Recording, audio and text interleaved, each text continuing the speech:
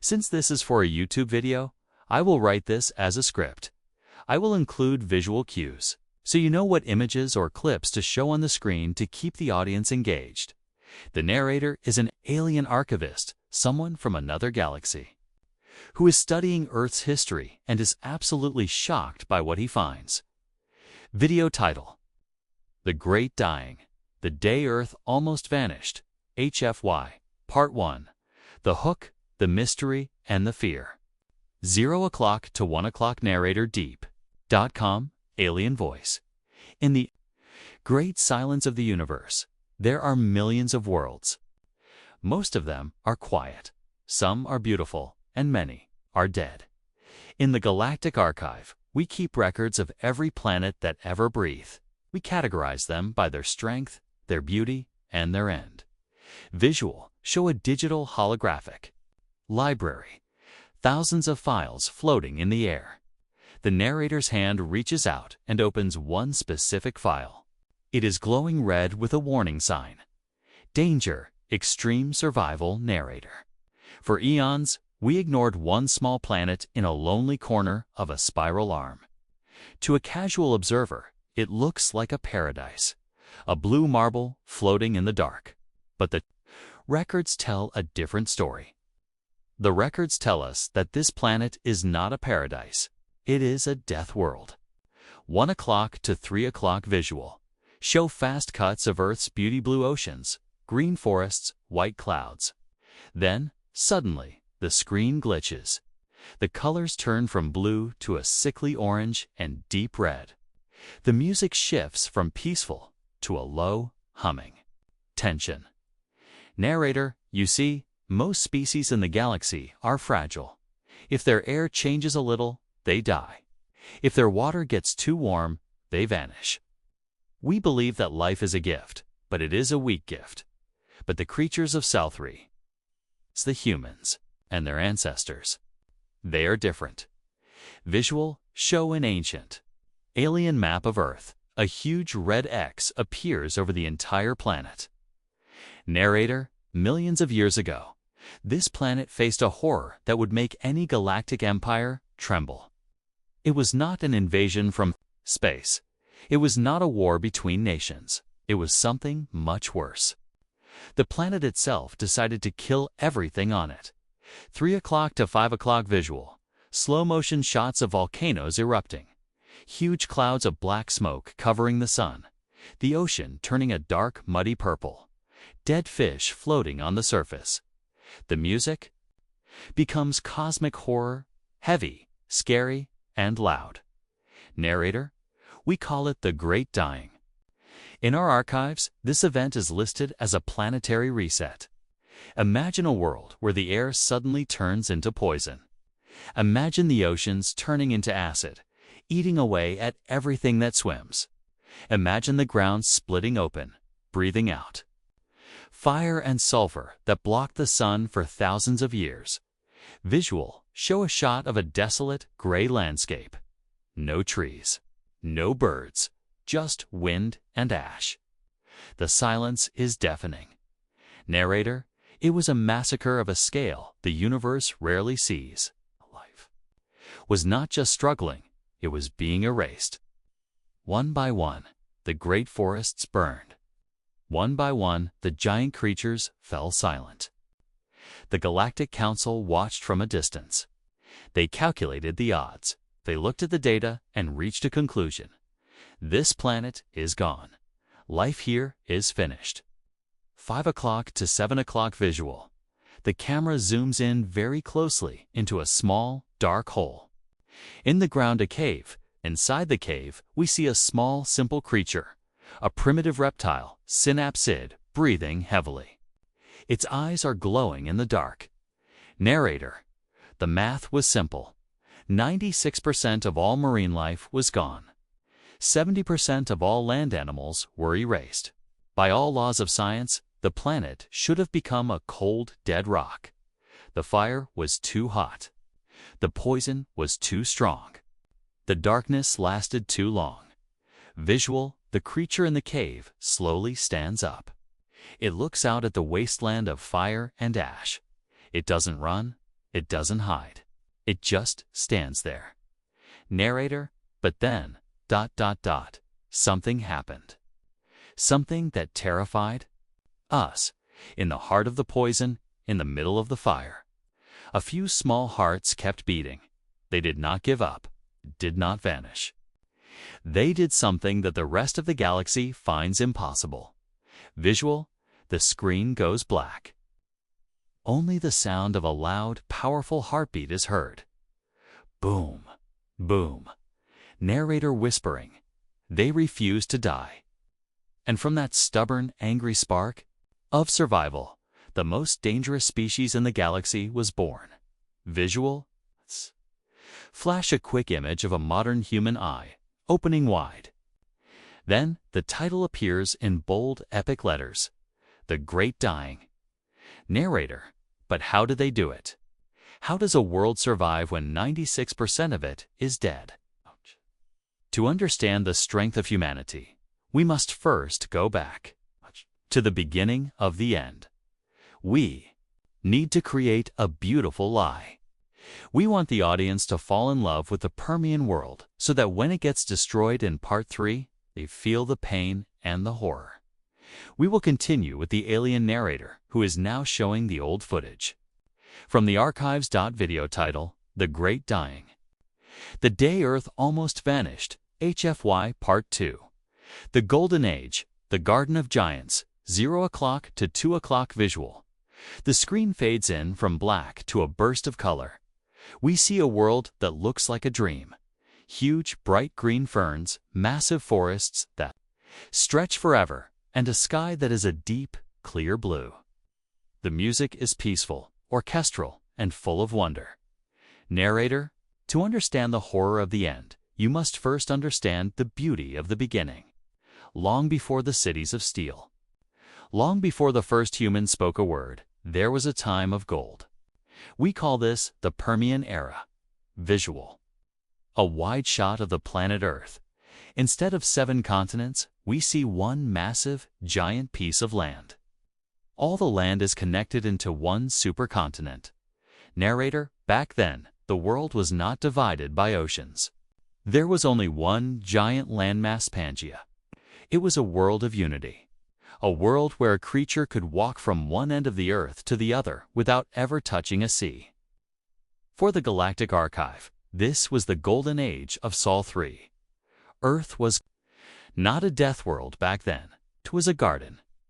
A lush, breathing paradise where life was winning. 2 o'clock to 4 o'clock visual. Close-up shots of strange, ancient animals.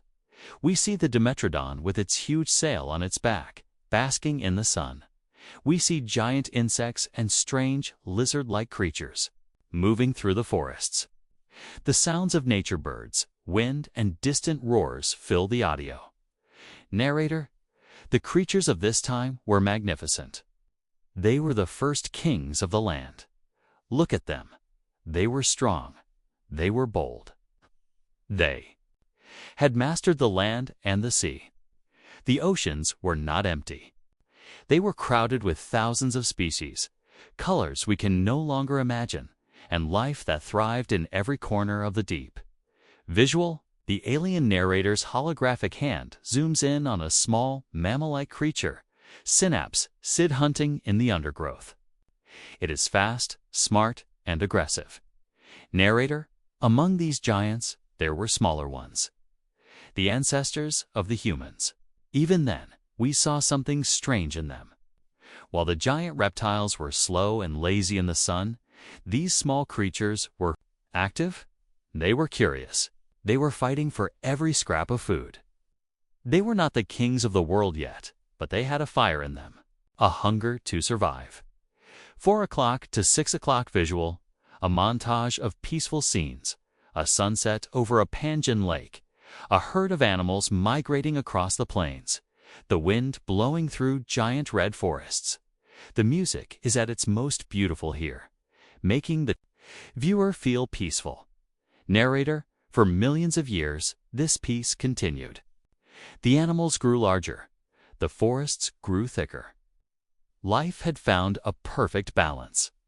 If you were a galactic traveler visiting Earth during this time, you would have thought it was the safest place in the universe. You would have seen a planet that was thriving, a world that seemed invincible. Visual.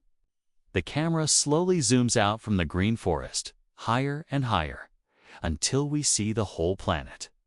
But then the camera stops. In the distance, on one part of the map, a small, faint red glow begins to appear. Just a tiny spark. Narrator, but that is the tragedy of the universe. The more beautiful a world is, the more the universe wants to break it. The balance was perfect. But it was fragile. The creatures of Pangaea lived in a paradise. But they had no idea that their paradise was built on a volcano. 6 o'clock to 7 o'clock visual. The music suddenly stops. Total silence. The bright green colors of the forest start to fade into a dull gray. The peaceful sound of the wind is replaced by a low, distant rumble sound that feels like it's coming from deep underground. The screen starts to shake slightly, narrator voice becoming serious and dark. Deep beneath the surface, in a place called Siberia, the Earth was waking up. And it was not waking up to give life. It was waking up to take it all back. Visual. A shot of a peaceful forest. Suddenly, a crack appears in the ground. A tiny hiss of black smoke escapes. Then the screen cuts to black. Narrator, the golden age was over. The nightmare was about to begin. Visual, the screen stays black for 3 seconds. Suddenly, a loud, ear-splitting crack sound echoes. The screen flashes white, then opens to a shot of the ground splitting open. But it's not just one volcano, it's thousands of cracks appearing across the land. Rivers of glowing red-hot lava are pouring out of the earth like blood from a wound. The music is now heavy, distorted, and stressful. Narrator, the end did not come with a whisper. It came with a scream. In a place we now call Siberia, the Earth did something unthinkable. It didn't just erupt. It opened its veins. For hundreds of thousands of years, the ground poured out rivers of fire. These were the Siberian traps. Visual, show a wide shot of the landscape. The green forests from Part 2 are being swallowed by walls of fire. Trees are exploding from the heat. The beautiful blue sky is being replaced by a thick, suffocating blanket of black and gray smoke. Narrator, imagine waking up one morning and seeing the horizon on fire. Imagine the wind not carrying the scent of flowers, but the smell of burning sulfur and acid. The fire was so vast that it changed the very chemistry of the world. The ground became a furnace. The forests, the great gardens of Pangaea, became giant torches. Everything that could burn, burned. 2 o'clock to 4 o'clock visual. The camera moves up into the atmosphere. We see the black smoke wrapping around the entire planet like a shroud. The sun is visible, but it looks dim, pale, and sickly. Ghost sun. The music becomes a low, humming drone that creates anxiety. Narrator, but the fire was only the beginning. The real horror was invisible. As the lava flowed, it released billions of tons of carbon dioxide and methane. The air, which once gave life, now became a poison. The planet began to heat up. Not a little, but a lot.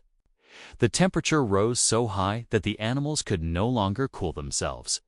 Visual, show a close-up of a large animal, one of the kings from Part 2. It is panting heavily, its eyes wide with confusion.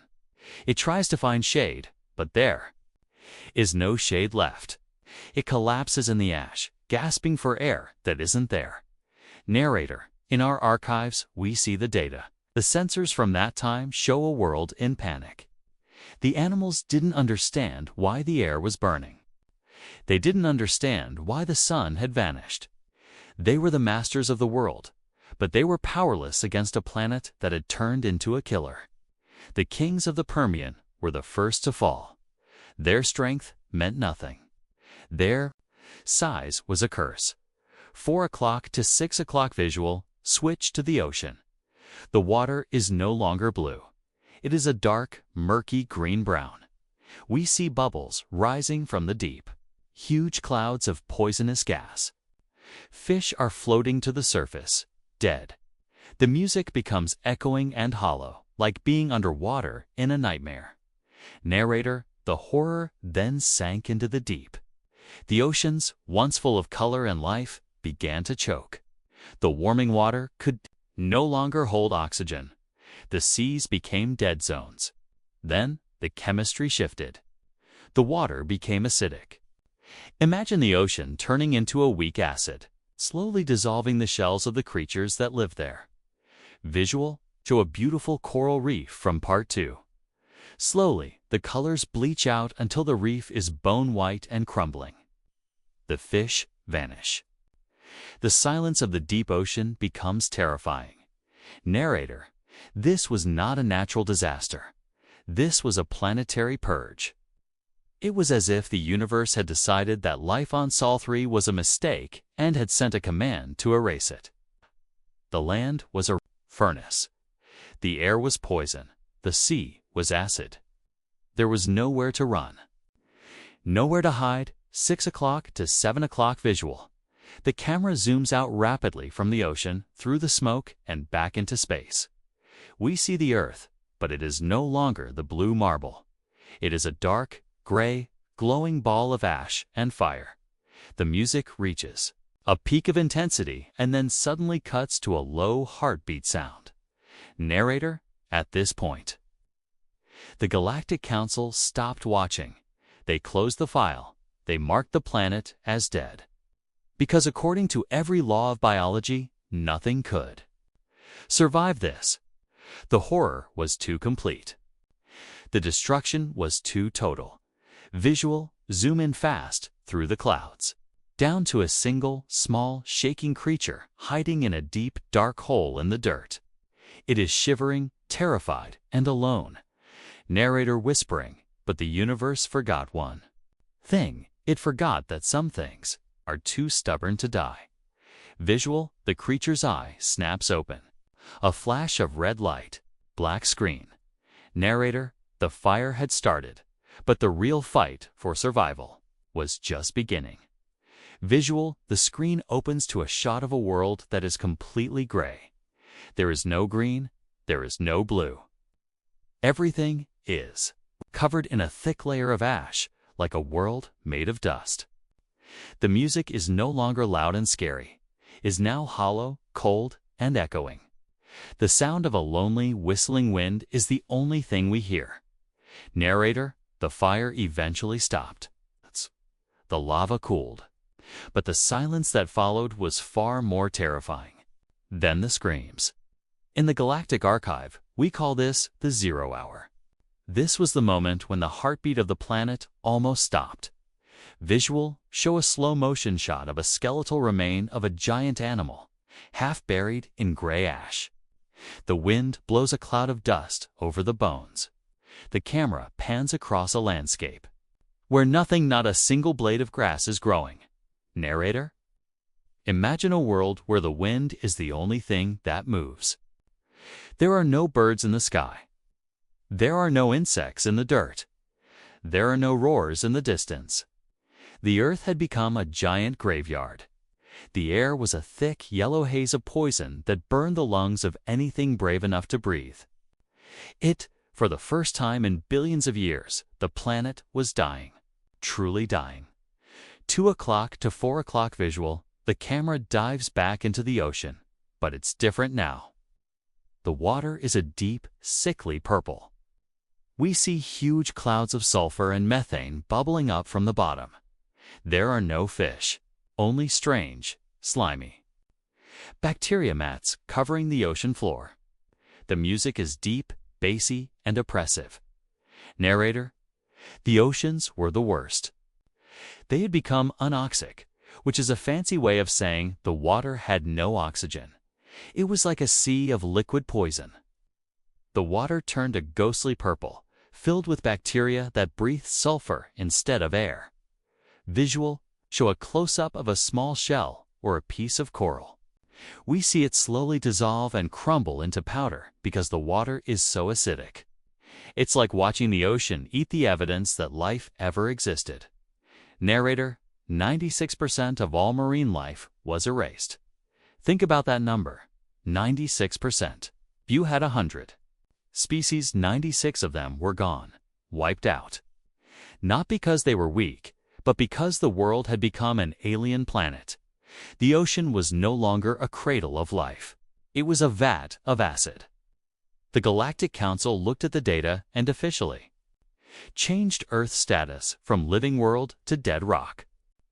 4 o'clock to 6 o'clock visual, the camera moves back to the land.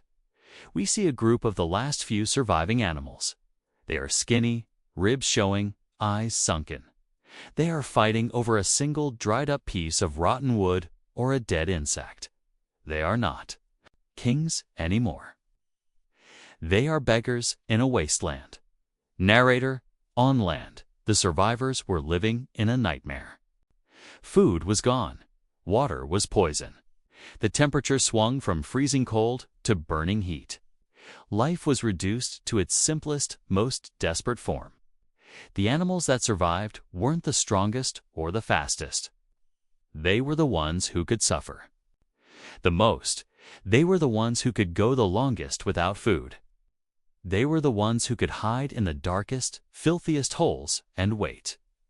Visual: show a shot of the ghost sun, a pale, dim circle in a yellow sky.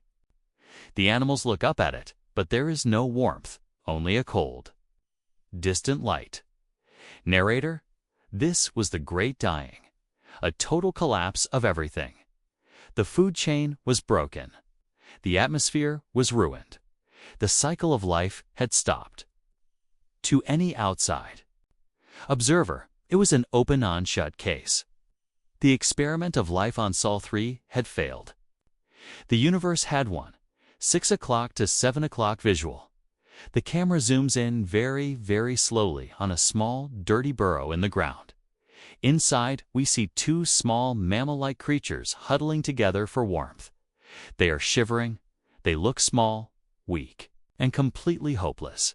Narrator softly, with a hint of wonder. But as we look closer at the records, we see something that defies all logic. In the middle of this absolute void, in the heart of the purple oceans and the gray deserts, there were a few. Just a few. Visual: one of the small creatures opens its eye. It looks at the camera. There is no fear in its eye, only a strange, burning determination. The music suddenly shifts from sad to a slow, powerful build-up. Narrator: they were small, they were ugly. They were starving, but they were still breathing. And in the universe, breathing is the first act of rebellion. Visual: the screen cuts to black. A single, loud heartbeat. Thump. Narrator: the world was dead, but the survivors, they were just getting started. Why this works? The death silence. By removing the fire and noise of part 3 and replacing it with silence and gray ash, you create a different kind of fear, the fear of emptiness, the 96% fact. Using the actual scientific number 96% makes the story feel real. But framing it as a Galactic Council report makes it feel like HFY. The beggars contrast: in part 2, they were kings.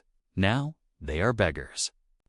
This makes the eventual rise of humanity feel much more earned and epic. The rebellion hook. Ending the part by calling breathing an act of rebellion is a classic HFY trope. It turns a biological fact into a heroic act. Simple English: I used simple words like dead rock, liquid poison, and broken food chain to ensure any viewer can understand the gravity of the situation. This is the most important part of the HFY story. We are moving from the end of the world to the will to survive. In part 5, we reveal the secret of the survivors. We show the audience that the Permian extinction didn't just kill the weak, it selected the strongest, most stubborn spirits to lead the future. This is where the humanity, fuck yeah, feeling really starts. Video title: The Great Dying. The Day Earth Almost Vanished, HFY Part 5. The Tiny Spark. The Art of Not Dying, 0 o'clock to 2 o'clock visual.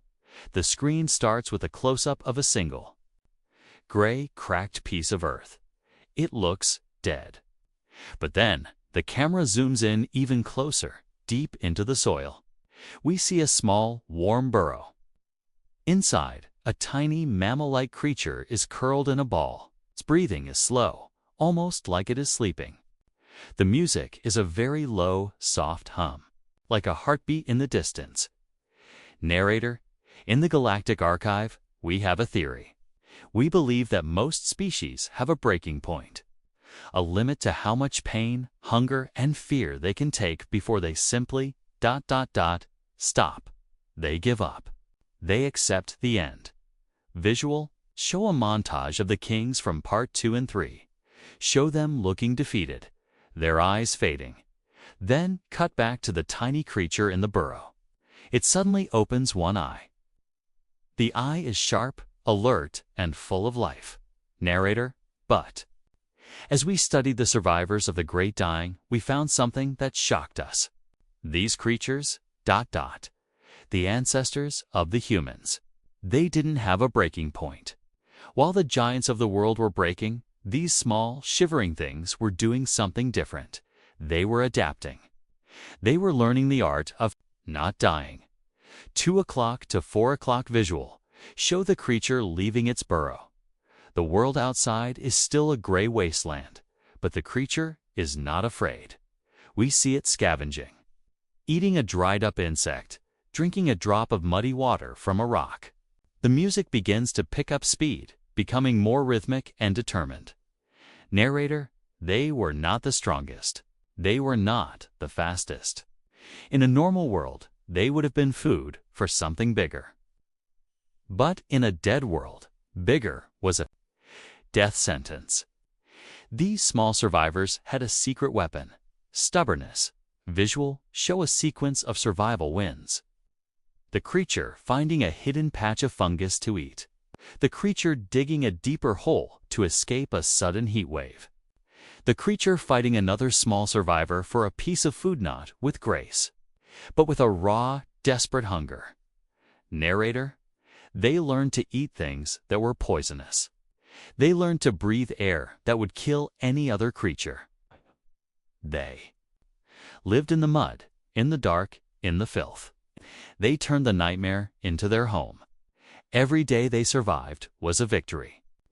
Every breath they took was a middle finger to the universe. 4 o'clock to 6 o'clock visual. The camera zooms out to show thousands of these small burrows across the gray landscape. Small sparks of life scattered across a dead planet. The music starts to build into a powerful cinematic theme. We start to see a tiny, tiny bit of green, a single, small sprout of a plant pushing through the ash. Narrator: the Galactic Council had marked this planet as a dead rock. But they forgot that life is not a flame that you can just blow out. Life is a seed. And the Great Dying was the ultimate filter. It burned away everything that was soft. It erased everything that was fragile. Visual: show the creature looking at the green sprout. It doesn't eat it, just looks at it. We see a flash forward. The creature's image transforms into a primitive mammal, then a primate, then a modern human standing in a lab or a city. Narrator: the universe tried to kill Sol 3, but it accidentally did something much more dangerous. It created a lineage of survivors. It forged a species that knew how to suffer, how to adapt, and how to win when the odds were zero. The survivors of the Permian didn't just make it through. They were hardened by the fire. They became the most resilient bloodline in the known galaxy.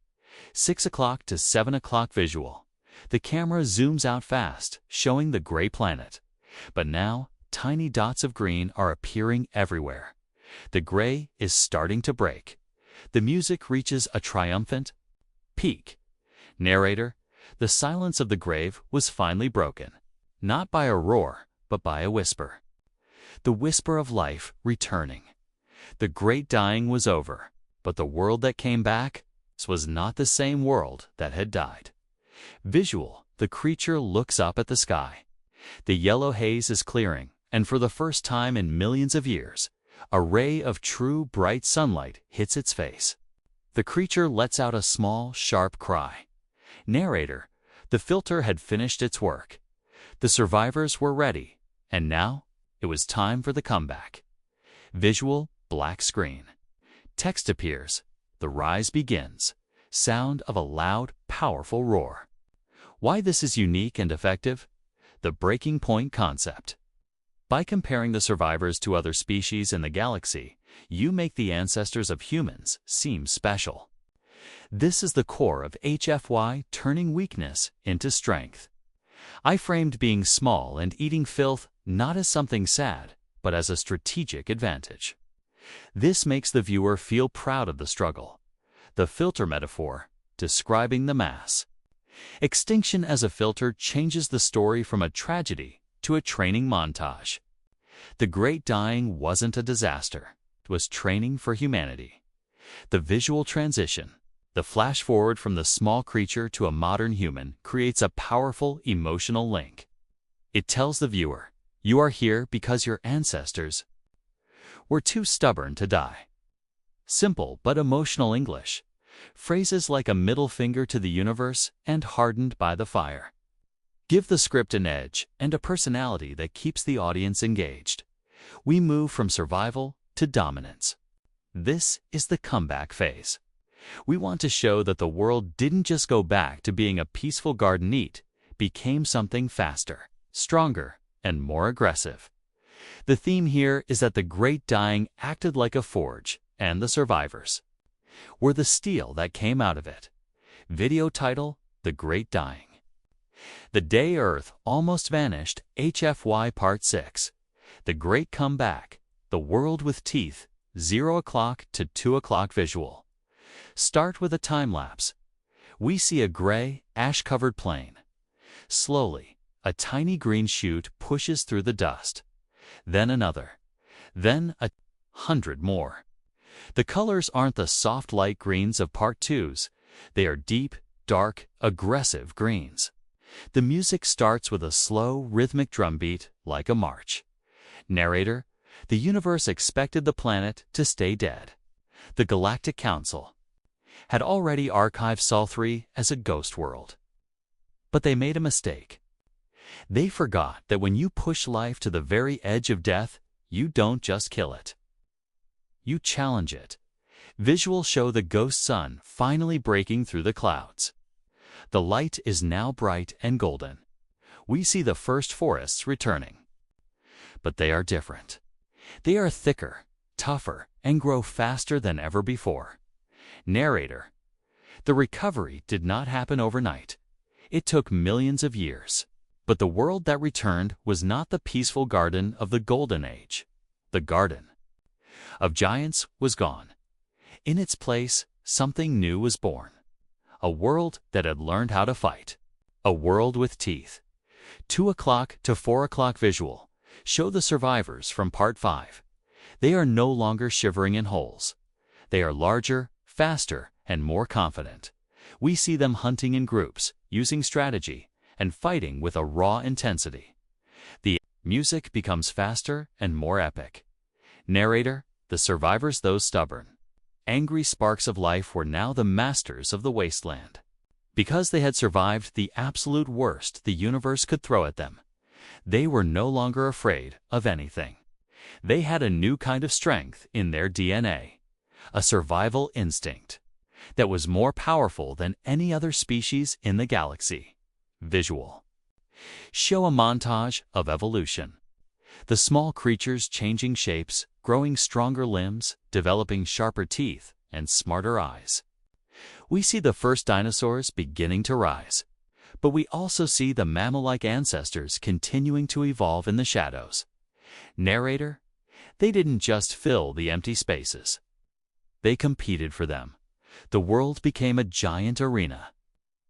Every creature was fighting to be the strongest, the fastest, the smartest. The great dying had removed the soft animals. All that was left were the warriors.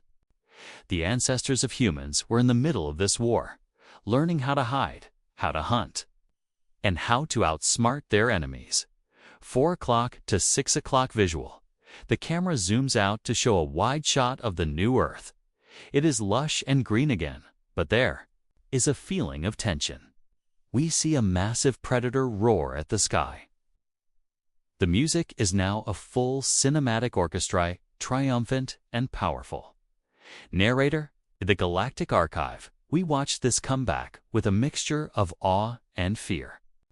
We saw a planet that had been 96% erased, only to come back and become more dangerous than it was before.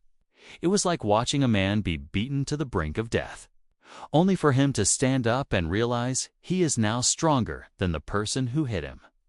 Visual showed the contrast. A split screen. On the left, the peaceful Pangea from Part 2. On the right, the new, aggressive world of Part 6. The right side looks more vibrant, more energetic, and more lethal. Narrator, the great dying was not a tragedy. In the long run, it was a gift. It was the ultimate training program. It forced life to evolve at a speed that should have been impossible. It turned a fragile paradise into a fortress. The survivors didn't just return to the world, they conquered it. 6 o'clock to 7 o'clock, narrator. The final realization, the legacy of the fire, 0 o'clock to 2 o'clock visual. We fade back into the Galactic Archive, the same holographic library from Part 1. The alien narrator is standing there, looking at the glowing red file. SOL3, Earth. The music is a mixture of mystery and deep respects, low, atmospheric, and cinematic. Narrator. For a long time, the Galactic Council viewed humans as a curiosity, a young species, a loud, chaotic race that barely understands its own place in the stars. We looked at your cities, your wars, and your fragile technology, and we thought you were just another lucky species that happened to survive. Visual, show quick flashes of modern human life crowded cities, space rockets launching a child. Laughing, a scientist looking through a microscope. The images are bright and full of energy. Narrator, but we were wrong. We were looking at the surface. We were looking at the now. We forgot to look at the then. We forgot that the blood flowing through human veins is not just biological fluid. It is a record. It is a map of a war that lasted millions of years. 2 o'clock to 4 o'clock visual. The screen splits. On one side, show the tiny, shivering creature from Part 4 in the dark hole. On the other side, show a modern human athlete, a soldier, or an astronaut. The camera zooms in on their eyes. Both eyes have the same spark, the same look of determination. Narrator, every time a human refuses to give up. Every time you fight against impossible odds.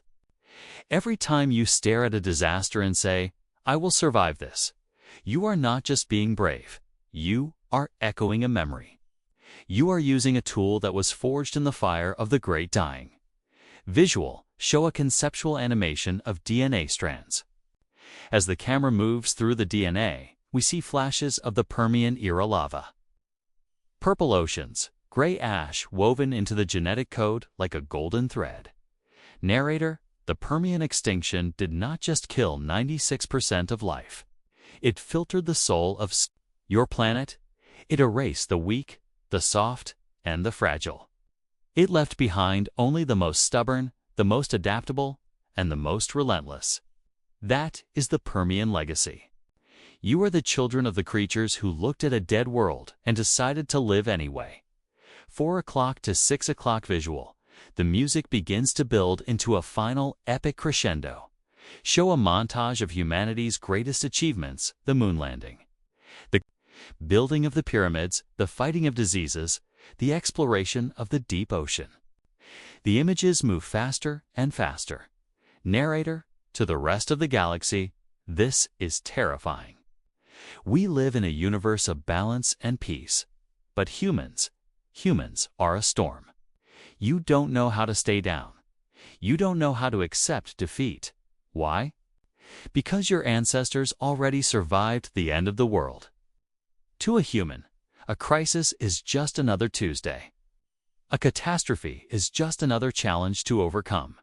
Visual, show a wide shot of Earth from space. The blue marble is glowing beautifully. The danger warning on the alien file slowly changes.